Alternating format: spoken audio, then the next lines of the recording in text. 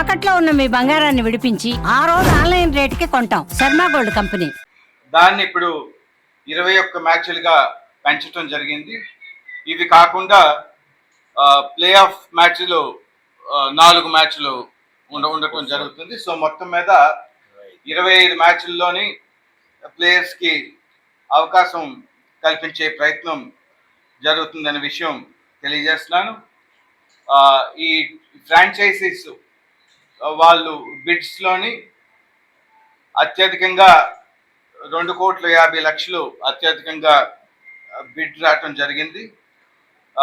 ముఖ్యంగా ఈ సీజన్లోని మరి ప్లేయర్స్కి ఎక్కువ అవకాశాలు వచ్చే విధంగా, అదేవిధంగా ప్లేయర్స్ వాళ్ళ ప్రతిభని ఎగ్జిబిట్ చేసేటప్పుడు ఐపీఎల్ టీమ్స్ ఏవైతే ఉన్నాయో వాళ్ళ టాలెంట్ స్కౌటింగ్కి ఎవరైతే ఉన్నారో వాళ్ళని కూడా ఆహ్వానించి మరి ఈ ప్లేయర్స్ని యాక్షన్లో చూసే అవకాశం కల్పించడానికి ప్రయత్నాలు జరుగుతున్నాయి. తద్వారా వీళ్ళు కూడా ఐపీఎల్లో సెలెక్ట్ అయ్యే అవకాశం ఉండే గురించి ఈ ఆలోచన చేయడం జరిగిందని మీకు అందరికీ కూడా తెలియజేస్తున్నాను. 2025 edition of Andhra premier league ప్రారంభించే సమయం ఆసన్నమైంది కాబట్టి ఈరోజు ముఖ్యంగా మిమ్మల్ని అందరినీ కూడా ఆహ్వానించడం జరిగింది. ముఖ్యంగా Andhra cricket association Andhra premier league ద్వారా ఏదైతే ఆంధ్రప్రదేశ్ రాష్ట్ర క్రికెట్ టీం ఉందో ఆ క్రికెట్ టీము స్టాండర్డ్స్ పెంచేదానికి, అదేవిధంగా మారుమూల ప్రాంతాల్లోని ప్రతిభావంతులు క్రీడాకారులు ఎవరైతే ఉన్నారో వారందరికీ కూడా జాతీయ స్థాయిలో గుర్తింపు వచ్చే విధంగా ఐపీఎల్ లాంటి టోర్నమెంట్లలో పాల్గొనడానికి వాళ్ళకి అవకాశాలు వచ్చే విధంగా, తద్వారా జాతీయ టీంలో స్థానం సంపాదించుకోవటానికి ప్రతి ఒక్కరిని కూడా ఏపీఎల్ ద్వారా షోకేస్ చేయడానికి ఆంధ్ర క్రికెట్ అసోసియేషన్ ఈ ఆంధ్ర ప్రీమియర్ లీగ్ని వాడుకోవటానికి ప్రయత్నిస్తుందనే విషయం మీ అందరికీ తెలియజేస్తున్నాను.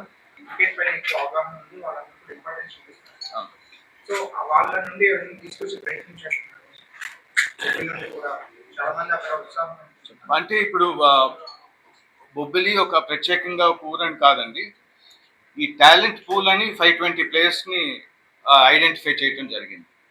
సో ఇది గతంలో కన్నా పెంచడం కూడా జరిగింది. కాబట్టి ఆ పూల్లో ద్వారా ఐడెంటిఫై చేయడం జరుగుద్ది. కానీ ఇప్పుడు ప్రత్యేకంగా ఒక ఊరు నుంచి అలాగా చేయడం కన్నా బహుశా ఈ 520 ప్లేయర్స్లో వాళ్ళు కూడా ఉండొచ్చేమో అనుకుంటున్నాను.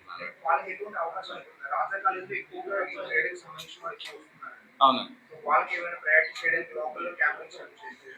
అంటే ముందు ఫస్ట్ గ్రౌండ్ డెవలప్మెంట్ అవ్వాలండి. అలాగా గ్రౌండ్ డెవలప్మెంట్కి ముందు ఏసీఏని సపోర్ట్ కోరి గ్రౌండ్ డెవలప్మెంట్కి ముందు చూస్తే ఆటోమేటిక్గా టాలెంట్ బయటపడుతుంది.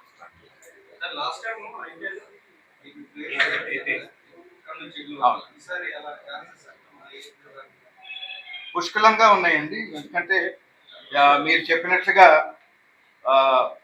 గతంలో సెలెక్ట్ అవటమే కాకుండా మరి మెయిన్ టీంలో కూడా చెన్నై సూపర్ కింగ్స్కి రషీద్ కానీ, లేకపోతే ముంబై ఇండియన్స్కి మరి సత్యనారాయణ రాజు అవనండి, లేకపోతే ఢిల్లీ క్యాపిటల్స్కి విజయ్ కానీ వీళ్ళందరూ కూడా ఆడటం జరిగింది.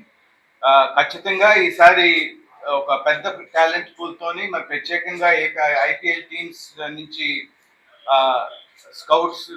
టాలెంట్ స్కౌటింగ్కి ప్రత్యేకంగా ఆహ్వానిస్తున్నాం కాబట్టి ఖచ్చితంగా ఈ నెంబరు ఒక 10 మంది అయినా ఈసారి అవ్వాలని మా ఆలోచన. సార్ లాస్ట్ సీజన్ లో ఈ టీమ్స్ ని ఎందుకు సార్ కంటిన్యూ చేయలేదు? ఈసారి కొత్త వాటికి ఎందుకు మీరు ఎంట్రీ ఇవ్వాలి? కొత్త వాటికి ఇవ్వాలి, పాత టీమ్స్ డిస్కంటిన్యూ చేయాలని కాదండి ఆలోచన.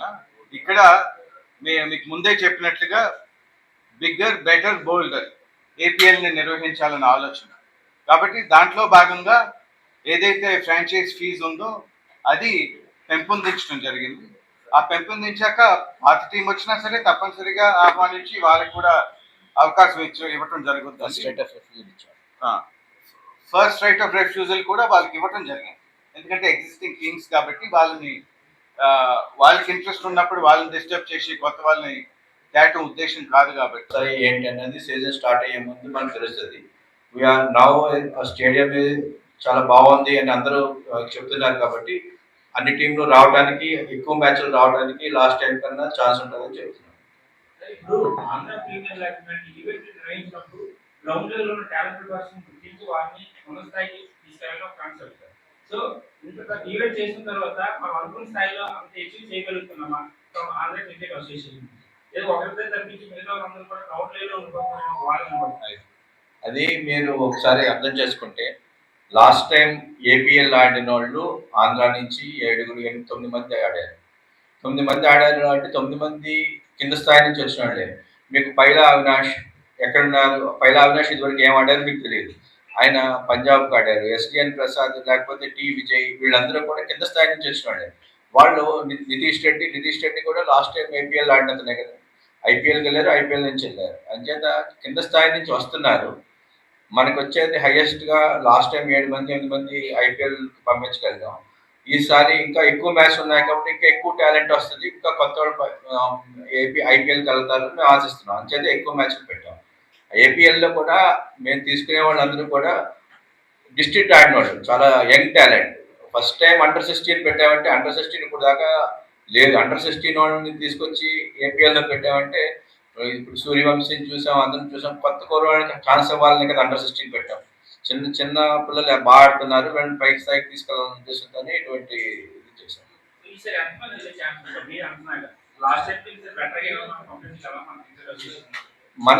మనం పుష్ చేయడం అంటే వాళ్ళ పెర్ఫార్మెన్స్ బట్టి ఉంటుంది. మనం ఎక్కువ మ్యాచ్లు పెట్టడం ఉంటే ఆంధ్ర క్రికెట్ అసోసియేషన్ చేసేది. ఆ తర్వాత వాళ్ళు ఆడటం బట్టి ఉంటుంది, వాళ్ళు ఎంతవరకు ఆడగలరు అన్నది. మనం అన్ని రకాల సౌకర్యాలు ఇస్తాం, ఫిట్నెస్ కానీ కోర్సెస్ కానీ ఇవన్నీ రకరకాల సౌకర్యాలు అన్నీ ఇస్తున్నాం. అన్నీ ఇచ్చిన తర్వాత ఎంతవరకు ఒక విధంగా చూస్తే ఆంధ్ర క్రికెట్ అసోసియేషన్ ఇదివరకు మీద ఇప్పుడు ఎక్కువ మంది ప్లేయర్స్ వెళ్ళారు. ఇప్పుడు దాకా 7-8 మంది ఐపీఎల్ ఆడింది ఎప్పుడు లేదు. సంవత్సరానికి 2-1 ఉండేవారు. ఈసారి 8 మంది వెళ్ళారు. నెక్స్ట్ ఇయర్ మేము ఎక్స్పెక్టేషన్ మినిమం 15 మంది వెళ్ళాలని మాకు కోరిక.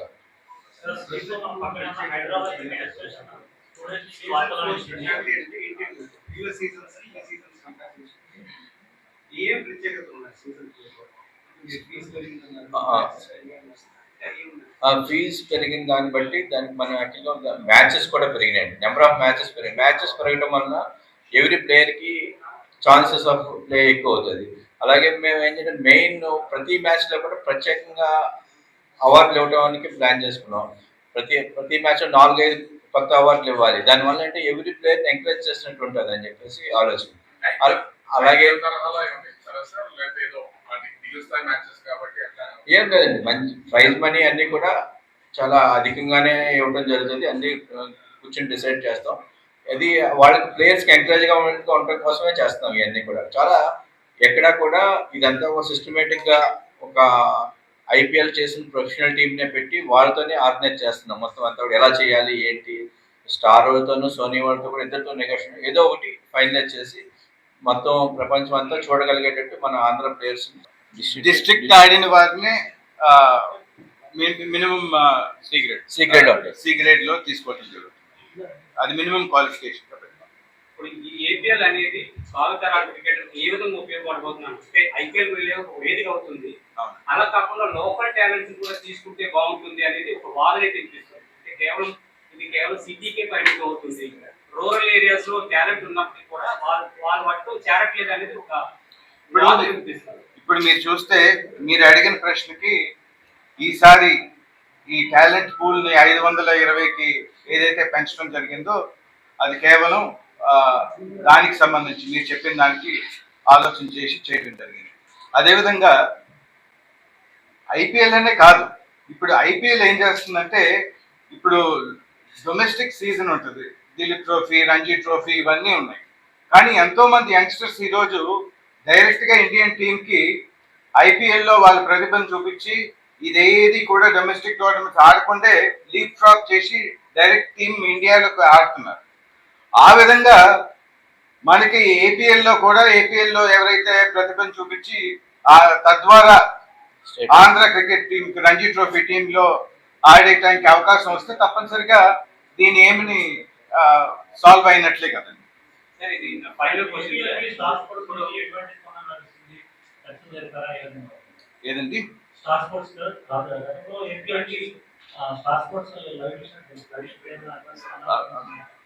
అది నెగోసియేషన్స్ జరుగుతున్నాయండి. స్టార్ స్పోర్ట్స్ జరుగుతుంది, సోనీ లిప్ జరుగుతుంది, కాబట్టి నెగోసియేషన్ స్టేజ్ లో ఉందండి. తప్పనిసరిగా ఒక ప్రముఖ ఛానల్ లైవ్ టెలికాస్ట్ ఇచ్చే విధంగా చర్య తీసుకుంటున్నారు. సార్ సెక్రటరీ గారు ఏసీఏ మీద ఎందుకంటే ఇప్పటివరకు వాళ్ళు ఒక గ్రౌండ్ లెవెల్ లో ఉన్న ప్లేయర్స్ ని బయట చూసిన తర్వాత వారి ద్వారా మెయిన్ ఫ్యామిలీ బ్యాక్గ్రౌండ్ కావచ్చు, ఫ్యామిలీ బ్యాక్గ్రౌండ్ కావచ్చు, అలాంటి వారిని ఐడెంటిఫై చేశారు. మళ్ళీ చెప్పండి ఒకసారి. సార్ నార్మల్గా ఇప్పుడు ఏపీఎల్ మొత్తం టీమ్స్ లో గ్రౌండ్ లెవెల్ లో ఇప్పటివరకు బయట దాని ప్లేయర్స్ ని రణజీగా మీరు పికప్ చేసిన కావచ్చు, వారి ద్వారా వారికి ఏపీఎల్ ఆడటం వల్ల వాళ్ళ ప్రాంత అభివృద్ధి కానీ లేకపోతే వారి చుట్టుపక్కల ఉన్న ప్లేయర్స్ కూడా కొంతవరకు ఓదించడం అవుతుంది కదా, అలాంటి ప్లేయర్స్ ఐడెంటిఫై చేశారు. ఎటువంటి ప్లేయర్స్ ఐడెంటిఫై చేస్తారు? ఎటువంటి బ్యాక్గ్రౌండ్ లేకుండా కష్టపడి తప్పనిసరిగా ఈ 520 పూల్ ఏదైతే ఉందో దాంట్లో కొద్దిమంది ఇప్పుడు మీరు చెప్పిన కేటగిరీలో ఉంటారు, తప్పనిసరిగా ఉంటారు. సార్ ఈ ఏసీ మీద కోర్టులో కేసు చేశారు, కారణాలు ఏంటి? సెక్రటరీ గారు అంటే రీజన్ ఏంటి? మీరు మాట్లాడే ఏపీఎల్ గురించి అది కోర్టులో నడుస్తుంది, మేము మాట్లాడకూడదు.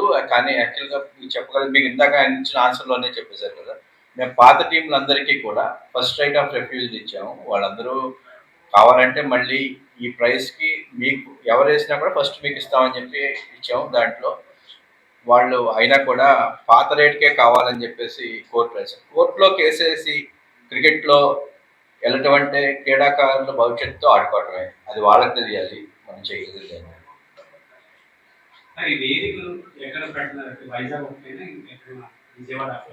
ఈ సంవత్సరం వరకు మొత్తం అన్ని 25 మ్యాచ్లు వైజాగ్లోనే జరుగుతాయండి. కానీ వచ్చే సంవత్సరం నుంచి మంగళగిరి, కడప, వైజాగ్ 3 ప్రాంతాల వారీగా మ్యాచ్లు చేయాలని నిర్ణయించాం.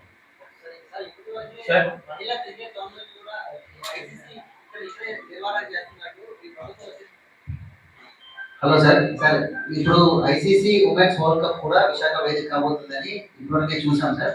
ఇంకా ఎలాంటి ఈవెంట్స్ చేయబోతున్నారు? ఈ ఏపీఎల్ ద్వారా ఎలాంటి విశాఖ స్టేడియం ని నెక్స్ట్ ఐపీఎల్ కి ఎలాంటి వేదిక చేయబోతున్నారు? ఇప్పుడు ఐసీసీ ఉమెన్ వరల్డ్ కప్ ఇక్కడ 5 మ్యాచ్లు ఇచ్చినారు వైజాగ్కి. ఈ 5 మ్యాచ్లు అదర్ దాన్ దట్ యాక్చువల్గా మేము ఐపీఎల్ ముందు ఉమెన్ ప్రీమియర్ లీగ్ చేస్తున్నాం. Women premier league only for Andhra. ఇది సొంతంగా ఏ టీము ఎవరు కూడా బిడ్స్లో కానీ దీంట్లోనే పార్టిసిపేట్ చేయట్లేదు. ఓన్లీ ఆంధ్ర క్రికెట్ డబ్బులు పెట్టుకుని ఉమెన్ ప్లేయర్స్ని కూడా దీంట్లో డెవలప్ చేయాలనే ఉద్దేశంతో ఈ ఉమెన్ ప్రీమియర్ లీగ్ చేస్తున్నాం. ఇది బిఫోర్ ఏపీఎల్ లాంచ్ అది ఉమెన్ ప్రీమియర్ లీగ్ జరుగుతుంది. 3 టీమ్స్గా చేస్తాము.